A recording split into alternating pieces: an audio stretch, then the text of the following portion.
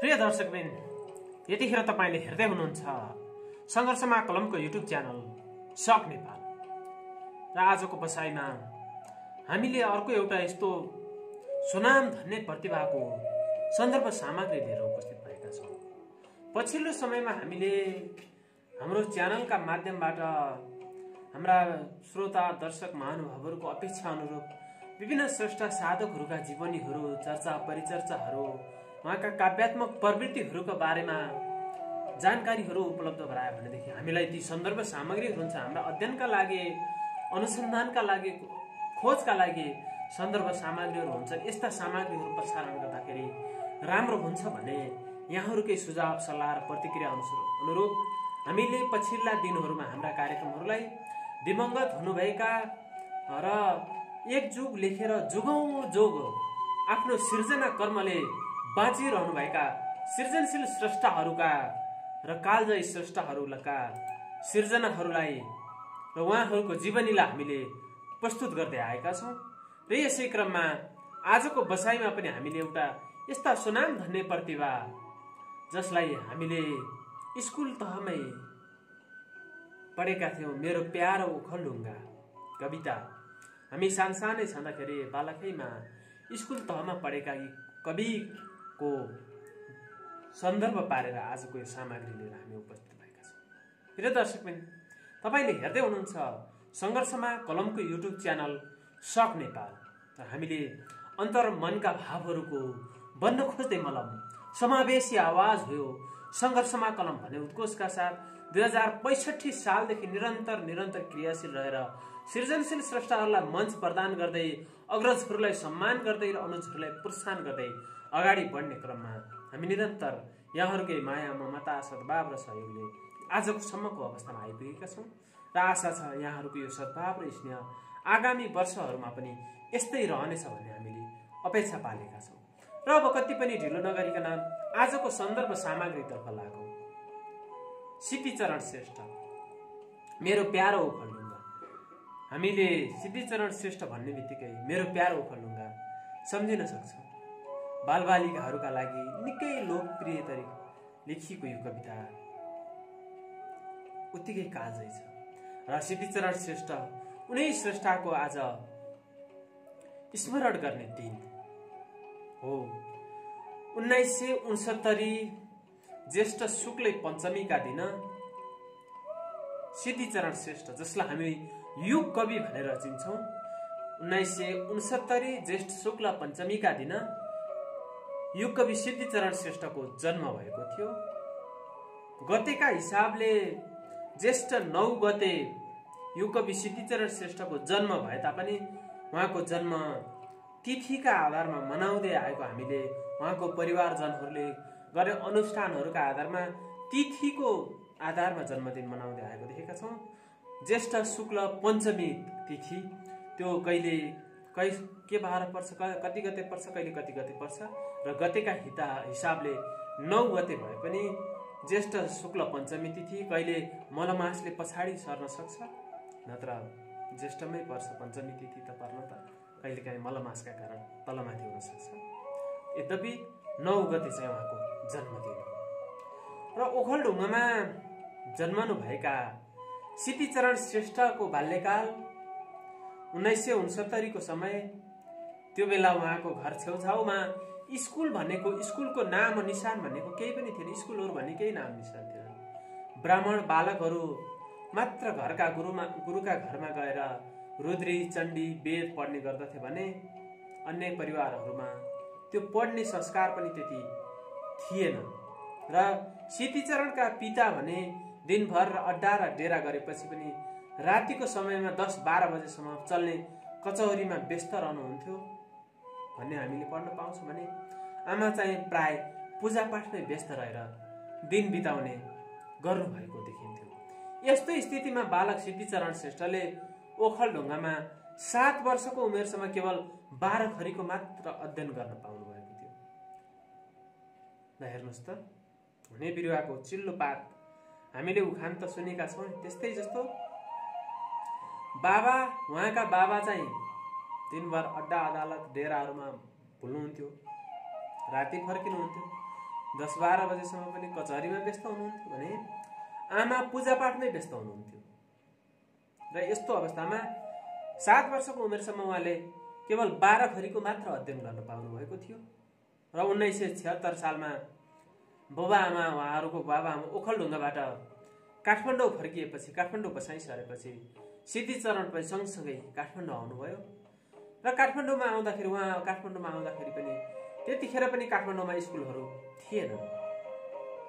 दरबार स्कुलमा सोर्स फोर्सले पढ्न पाउनेहरूको अवस्था थियो भनेदेखि त्यसको लागि पढ्नका लागि खर्च पनि जो कोहीले जो गर्नै सक्दैन थियो। र जे होस् जसो तसो सुखम दुखम सिद्धिचरण श्रेष्ठले त्यही पढ्न थाल्नुभयो। 1984 सालमा उहाँ 15 वर्षको उमेरमा बल्ल 5 कक्षा पुग्दाखेरि उहाँले 5 कक्षा पढ्दै हुनु 14 वर्षको उमेरमा। र यसरी पढ्न थालेपछि उहाँले 15 वर्षको उमेरमै कविता लेख्न थाल्नु भएको थियो। र 5औं कक्षामा पुग्दा उहाँले सन्ध्या शीर्षकको कविता लेख्नु भएको थियो। उहाँले लेखेको कविता भनेर हामीले पढ्न पाउँछौँ। 5 कक्षा छँदाखेरि सन्ध्या शीर्षकको कविता उहाँले लेखिएको भन्ने पाइन्छ। र त्यसलाई पछिल्लो समय 2021 सालमा प्रकाशित कविता सङ्ग्रह कोपिलामा सङ्ग्रहित गरिएको पाइन्छ। र 2068 सालसम्मका अध्ययनहरूमा उहाँको त्यो सन्ध्या शीर्षकको कवितालाई पहिलो कविता हो भनेर भनिएको पाइन्थ्यो भनेदेखि पछिल्ला समयहरूमा आएर 1990 सालमा लेखेको उहाँले भुइँचालो कविता लेखनबाट आफ्नो साहित्य यात्रा प्रारम्भ गर्नुभएको थियो भन्ने कुराहरू पाइन्छन्। यद्यपि स्कुल तहमा, विद्यालय तहमा उहाँले 1984 सालमै सन्ध्या शीर्षकको कविता लेख्नु भएको थियो भने पछिल्लो समयमा 1990 सालमा गएर साहित्यिक हिसाब किताब, साहित्यिक सिर्जनाकै रूपमा उहाँले भुइँचालो शीर्षकको कविता लेख्नु भएको थियो भन्ने पाइन्छ। यस प्रकार उहाँ 5 कक्षा पढ्दैदेखि, स्कुलमा 5 कक्षा पढ्दैदेखि कविता लेख्न थाल्नुभएका सिद्धिचरण श्रेष्ठले स्कुलको औपचारिक शिक्षा भने पुरा गर्न पाउनु भएन। एक त उहाँले स्कुलकै त्यो कक्षाहरूमा औपचारिक शिक्षाहरू पुरा गर्न नपाउनुको कारण एक उहाँ हिसाबमा कमजोर हुनुहुन्थ्यो भन्ने पाइन्छ भनेदेखि अर्को कारण कविता लेखेकै कारण, कवितामा क्रान्ति भन्ने शब्द परेकै कारण सिद्धिचरण श्रेष्ठलाई सर्वस्व सहित 18 वर्षको कठोर कारावासको सजाय सुनाइयो। एउटा कविले कवितामा क्रान्ति भन्ने शब्द लेखेकै कारण जेल जीवन बिताउनु पर्यो, कारागार जानु पर्ने अवस्था आयो। हेर्नुहोस् त, कविता लेखेकै कारण, कवितामा क्रान्ति शब्द लेख्ने पहिलो कवि भनेकै सिद्धिचरण श्रेष्ठ हुनुहुन्थ्यो र त्यही कवितामा क्रान्ति शब्द लेखिएकै कारण उहाँले जेल जानुपर्ने अवस्था आयो। यो नेपाली साहित्यका सन्दर्भमा, नेपाली कविताको इतिहासमा यो ऐतिहासिक तथ्य हो। यसलाई हामीले कहिल्यै पनि बिर्सिनु हुँदैन। हामीले यसलाई स्मरण गरेर राख्नुपर्ने अवस्था हुन्छ। किन त भन्दा जसका कारण उहाँ 18 वर्षको कठोर कारावासको सजाय भोग्न बाध्य हुनुभयो र 18 वर्षको जेल सजाय भए तापनि उहाँलाई श्री 3 जुद्धको महर्षि बन्ने अभिलाषाले गर्दा 5 वर्षपछि उहाँ 2002 सालमा रिहा हुनुभयो र सिद्धिचरण श्रेष्ठ यसरी जेलबाट रिहा हुनुभन्दा केही महिना अगाडि मात्रै उहाँका पिताको देहावसान भइसकेको थियो र उहाँलाई उहाँका पिताको देहावसान भइसकेको सन्दर्भमा अन्तिम दाह संस्कार गर्न समेत पनि दिइएन। हेर्नुहोस् त, मानवका जीवनमा के कस्ता अप्ठ्याराहरू आउँछन्। यसरी 1969 जेठ शुक्ल पञ्चमी अर्थात् जेठ 9 गतेका दिन जन्मनु भएका सिद्धिचरण श्रेष्ठलाई हामीले 2049 जेठ 22 गतेका दिन उहाँको भौतिक शरीर हामीले गुमाउनु पर्यो र आज उहाँलाई हामीले गुमाएको दिन पारेर, उहाँको स्मृति दिवस पारेर हामीले यो सन्दर्भ सामग्री प्रस्तुत गरेका छौँ। र जेठ महिना, जेठ शुक्ल पञ्चमीका तिथिमा जन्मिएर जेठ महिनाकै 22 गतेका दिन स्वर्गारोहण हुनुभएका यो कवि सिद्धिचरण श्रेष्ठ नेपाली कवितामा क्रान्ति शब्द लेखेकै कारण जेल जीवन बिताउन बाध्य हुनुभएका श्रेष्ठ हुनुहुन्छ र उहाँका कविताहरू उल्लेख्य कविताहरू छन्, तर ओखलढुङ्गा कविताबाट उहाँ निकै परिचित हुनुभयो, लोकप्रिय हुनुभयो। 1992 सालमा 23 वर्षको उमेरमा उहाँले ओखलढुङ्गा कविता रच्नु भएको थियो। नेपाली साहित्यको एउटा प्रकृतिप्रक कविता हो ओखलढुङ्गा कविता, र यो ओखलढुङ्गा लगायत उहाँका 1992 सालमा निर्झर, साँझमा हिमालको दृश्य, प्रातकालीन किरण, जुनकिरी, सपना झैँ देखे तिनलाई, वर्षा आयो, वसन्त जस्ता कविताहरू फुटकर रूपमा उहाँका शारदा पत्रिकामा प्रकाशित भएका थिए। र खास गरेर 1992 सालसम्मका सिद्धिचरण श्रेष्ठका कविता र लक्ष्मीप्रसाद देवकोटाका कविताहरू सबै शारदा पत्रिकामै प्रकाशन भएका थिए भनेर हामीले भन्न पाउँछौँ। र लक्ष्मीप्रसाद देवकोटाको मुनामदन खण्डकाव्यतर्फ आकर्षित हुँदै प्रसिद्ध समीक्षक सूर्यप्रसाद गेवालीले नेपाली साहित्य आकाशमा 2 नयाँ तारा भन्ने शीर्षकमा समीक्षा पनि प्रकाशन गर्नुभएको थियो। र यसमा उहाँले लक्ष्मीप्रसाद र सिद्धिचरणले नेपाली कविताका क्षेत्रमा लेखनाथ पौड्यालका समयका परम्परागत परिष्कृतवादी कविता धारबाट अग्लिँदै नवीन स्वच्छन्दवादी कविता परम्पराको थालनी गरेको चर्चा गर्नुभएको थियो। र उहाँले 2 कवि लक्ष्मीप्रसाद र सिद्धिचरण श्रेष्ठलाई नेपाली साहित्य आकाशका 2 नयाँ ताराका रूपमा स्थापित गरेर लक्ष्मीप्रसाद देवकोटा र सिद्धिचरण श्रेष्ठको ख्याति फैल्याउनका लागि उहाँले स्तुत्य काम गर्नुभएको थियो। कसले भन्दा समीक्षक सूर्यविक्रम गेवाली। हामीले यो अध्ययन गर्न पर्छौँ। र यसरी औपचारिक रूपमा 8 कक्षासम्मको अध्ययन गर्न सफल हुनुभएका सिद्धिचरण श्रेष्ठले का अनुयायी अनन्य मित्र भनेका महाकवि लक्ष्मीप्रसाद देवकोटा हुनुहुन्थ्यो, जबकि लक्ष्मीप्रसाद देवकोटाले 1990 सालमै BA र BL गरिसक्नु भएको थियो। र उहाँसँगको सङ्गतले गर्दा नेपाली साहित्य आकाशका नयाँ ताराको उपाधि प्राप्त गर्नुभएका लक्ष्मीप्रसाद देवकोटा र सिद्धिचरण श्रेष्ठ, जसलाई सूर्यविक्रम गेवाली जस्ता दिग्गज समालोचकहरूले ताराका रूपमा परिचित गराइसकेपछि उहाँहरूले आफूलाई थप परिष्कृत र परिमार्जित गराउँदै साहित्यिक यात्रामा निरन्तर रूपमा अगाडि बढाउँदै जानुभयो, क्रियाशील बनाउँदै जानुभयो। र यसरी अगाडि बढ्ने क्रममा 1992-93 सालसम्ममा सिद्धिचरण श्रेष्ठले औपचारिक नभए तापनि अनौपचारिक रूपमा शिक्षा र स्वाध्ययनका माध्यमबाट आफूलाई आफ्नो स्तर निकै अगाडि बढाइसक्नु भएको थियो। त्यो तथ्य प्रमाणित गरिसक्नु भएको थियो। र उहाँले विभिन्न कृतिहरू, काव्यहरू लेख्नु भएको थियो। र उहाँ यस कारण नयाँ युगमा प्रवर्तक र प्रतिष्ठापक हुनाले लक्ष्मीप्रसाद देवकोटा र सिद्धिचरण श्रेष्ठ दुवै कविहरू उत्तिकै चिर परिचित हुनुभएको थियो। र अन्ततः 92-93 सालकै सेरोफेरोमा उहाँ सिद्धिचरण श्रेष्ठ युग कवि बनिसक्नु भएको थियो। हेर्नुहोस् त, 8 कक्षा पढेको एउटा विपन्न परिवारको एउटा प्रतिभा, होनहार प्रतिभा, जसले नेपाली कविता लेख्दाखेरि कवितामा क्रान्ति भन्ने शब्द प्रयोग गरेकै कारण तत्कालीन सरकारबाट जेल जीवन बिताउनु परेको थियो। नेपाली कविता साहित्यका सन्दर्भमा, नेपाली कविताका सन्दर्भमा क्रान्ति शब्दलाई प्रयोग गरेर जेल जानुपर्ने अवस्था दोहोरेका कवि सिद्धिचरण श्रेष्ठ हुनुहुन्थ्यो। र यसरी अगाडि बढ्ने जाँदाखेरिमा उहाँ युग कवि उपाधिबाट परिचित हुनुभयो। र युग कवि सिद्धिचरण श्रेष्ठ 1995 सालदेखि एकतन्त्रीय जानीय राणा शासनका विरुद्ध विद्रोही र क्रान्तिकारी कविका रूपमा आफूलाई अग्रणी रूपमा देखा पर्दै अगाडि बढ्नुभयो। 1975 सालमा फतेमान सिंहको सम्पादनमा प्रकाशित नेपाली बिहार नामक कविता सङ्ग्रहमा सिद्धिचरण श्रेष्ठका 3वटा नेपाली कविता प्रकाशित भएका थिए। राष्ट्रिय गान, वर्षा र गङ्गु खुसी छापिए। र जसमध्ये वर्षा शीर्षकको कवितामा क्रान्ति बिना थन दैमखु स्वच्छ शान्ति, अर्थात् क्रान्ति बिना यहाँ हुँदैन स्वच्छ शान्ति भन्ने वाक्यांश परिएको। क्रान्ति बिना थन दैमखु स्वच्छ शान्ति हेर्नुबारी भाषाको शब्द, जहाँ क्रान्ति बिना यहाँ कुनै स्वच्छ शान्ति हुँदैन भन्ने पंक्ति परेको थियो।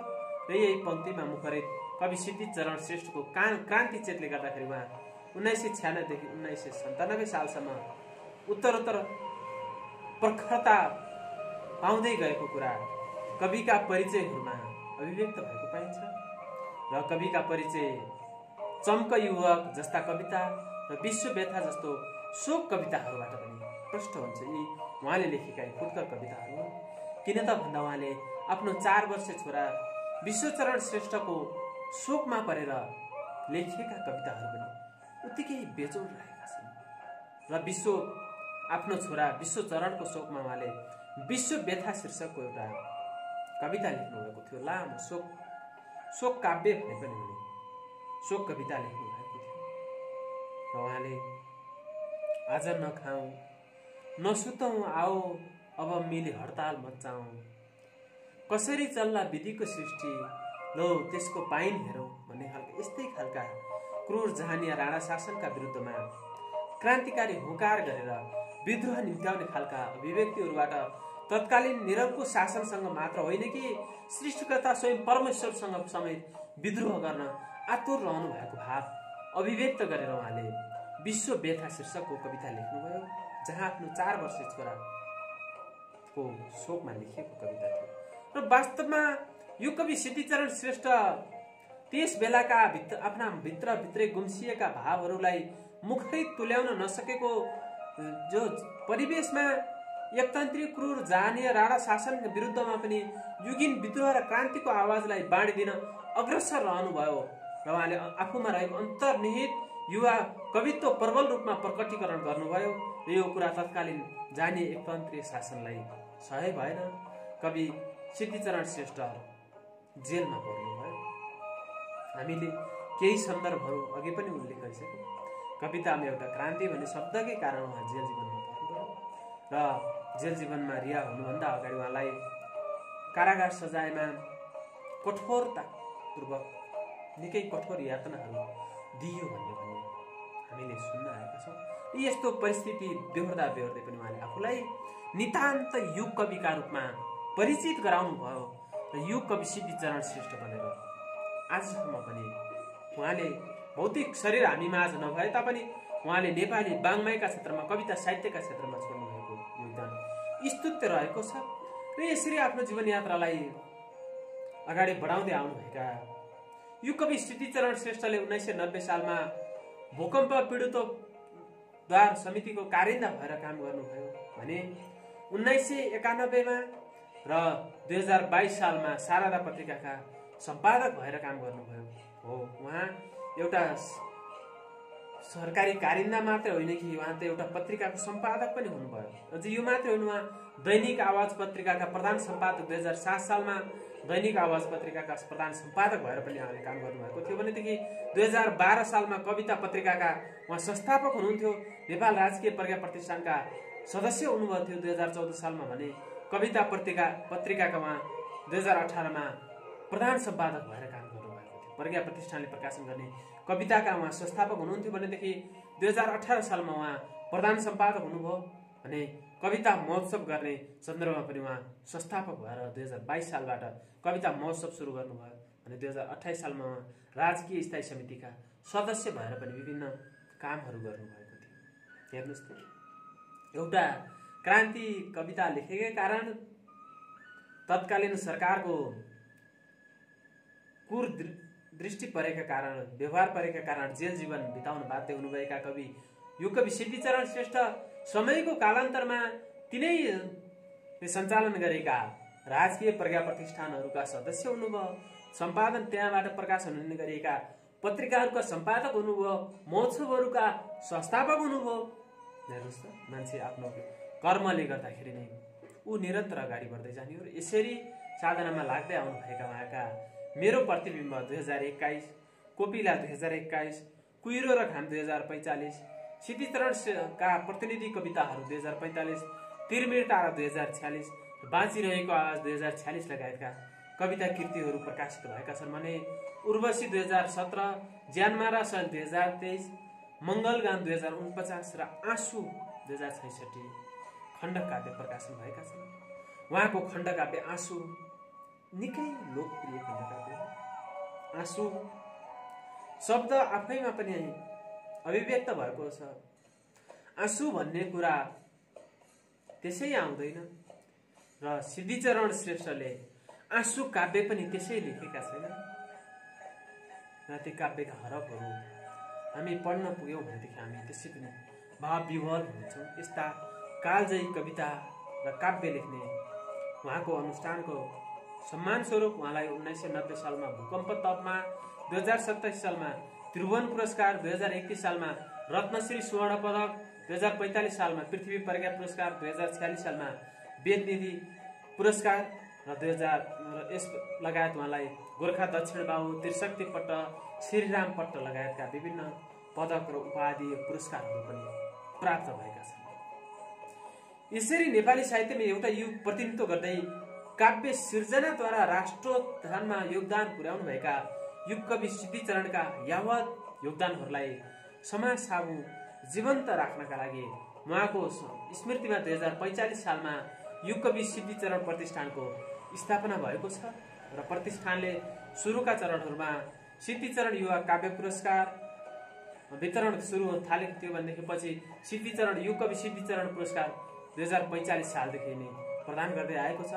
प्रत्येक वर्ष उहाँको जन्मदिनमा समर्पण गरिँदै यी पुरस्कारहरू समर्पण गरिँदै आएका छन्। 2045 सालबाट हरेक वर्ष यी पुरस्कारहरू समर्पण गर्दै आएका छन् र हालसम्मको श्रृङ्खलामा आइपुग्दाखेरि झन्डै 3 दर्जन प्रतिभाहरू यी सम्मान र पुरस्कारहरूबाट पुरस्कृत भइसक्नु भएको छ भने युग कवि सिद्धिचरण पुरस्कार राशि 1 लाख रुपियाँ सहितको ताम्रपत्र रहेको छ भनेदेखि 2070 सालदेखि प्रतिष्ठानले प्रदान गर्दै आएको सिद्धिचरण युवा पत्रकारिता पुरस्कारको राशि भने 25,000 र सम्मान पत्र रहेको छ र यी दुवै पुरस्कारहरू कविको जन्मदिनको सन्दर्भ पारेर वितरण गरिने अर्पण गरिँदै आएको छ र पछिल्लो समय विभिन्न विद्यालयहरूमा पुस्तकालयहरू सञ्चालन गर्नका लागि पनि युग कवि सिद्धिचरण प्रतिष्ठानले विभिन्न कामहरू गर्दै आएको छ। विभिन्न जिल्लाहरूमा आफ्नो प्रतिष्ठानका शाखाहरू खोलेर विभिन्न सामाजिक कामहरू गर्दै आएको छ। यस्ता प्रतिभालाई हामीले गुमाएको दिन आज पारेर आजको दिन जेठ 22 गतेको दिन जेठ महिना, यो जेठ महिनाको 9 गते अर्थात् ज्येष्ठ पञ्चमीका तिथिका दिन उहाँको जन्मदिन हो भनेदेखि ज्येष्ठ 22 गते उहाँले भौतिक शरीर त्याग्नु भएको दिन हो र यो बसाइमा हामीले एक युग लेखेर युगौं युग बाँचिरहनु भएका मेरो प्यारो ओखलढुङ्गा, हेर्नुहोस् त कति बेजोड कविता छ। आँसु खण्डकाव्य उस्तै बेजोड छ। जति पढ्छौँ हामीले, जति विद्यालय तहदेखि विश्वविद्यालय तहसम्ममा समावेश गरिएका पाठ्यक्रममा समावेश गरिएका उहाँका कविताहरू हामी जति पढौँ उत्तिकै बेजोड छन् र आजको बसाइमा अब उहाँको एउटा नौलो बिहान शीर्षकको कविता सँगै हामीले यो सन्दर्भ सामग्रीलाई पुरा गर्नेछौँ। उहाँको एउटा कविता नौलो बिहान। जागरणदेखि डराई सङ्घर्ष नगरी तिमी उठ्न आनाकानी गर्छौ भने, जागरणदेखि डराई सङ्घर्ष नगरी तिमी उठ्न आनाकानी गर्छौ भने जस्तै बिहानी पनि रातमै बित्नेछ। पूर्वतिर राता सूर्यले चियाइसके, कुटो कोदाली लिएर किसानहरू खेत गइसके। जागरणदेखि डराई सङ्घर्ष नगरी तिमी उठ्न आनाकानी गर्छौ भने जस्तै बिहानी पनि रातमै बित्नेछ। पूर्वतिर राता सूर्यले चिहाइसके, कुटो कोदाली लिएर किसानहरू खेत गइसके। आङको शीत झारझुर पारेर चराहरू यताउता झरिसके। तिमी मात्र अझ भएर त्रास लिई त्यही पुरानो थाङ्नामा गुटमुटिरहन्छौ। आङको शीत झारझुर पारेर चराहरू यताउति झरिसके। तिमी मात्र अझ भएर त्रास लिई त्यही पुरानो थाङ्नामा गुटमुटिरहन्छौ। नौलो बिहानको मुटु नै तिमी हौ, नौलो बिहानको मुटु नै तिमी हौ। निस्कर बिहानलाई सजीव तुल्याऊ, सबै तयार भइसकेका छन्। तिम्रो नै निस्कनु मात्र बाँकी छ, सबै तयार भइसकेका छन्। तिम्रो नै निस्कनु मात्र बाँकी छ।